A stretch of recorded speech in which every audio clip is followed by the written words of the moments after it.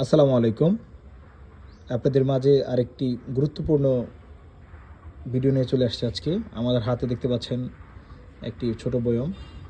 এই বইয়ের মধ্যে যেটা দেখতে পাচ্ছেন এটা হচ্ছে মধু, অরিজিনাল চাকের মধু। এটা হলো আমার বাড়ির পাশে একদম গাছে একটা মধু কলার চাক ছিল, সেখান থেকে এক বড় ভাই মধুটা পারছিল, চাক ভাঙছিল, উনি দিয়েছিল আমাদেরকে।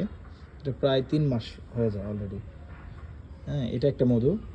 আমি আরেকটা মধু দেখাচ্ছি আপনাকে। এটা বাজার থেকে একটা দোকান থেকে কেনা মধু।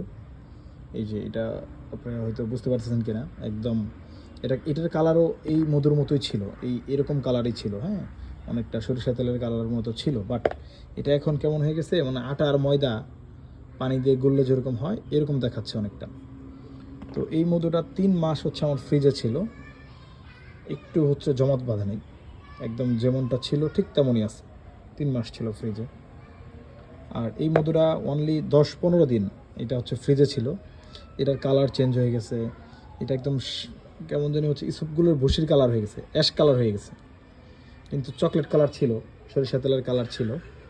আসলে এটা কি কোনো চাষের মধু কিনা, যদিও এটা অরিজিনাল মধু বলে দিছে আমার এক ভাই, এটা সম্ভবত চাষের মধু, হয়তো আমার ওই ভাই জানে না এটা চাষের মধু।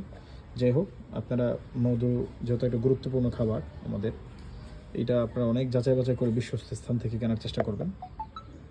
ধন্যবাদ সবাইকে, ভালো থাকবেন। Thank you.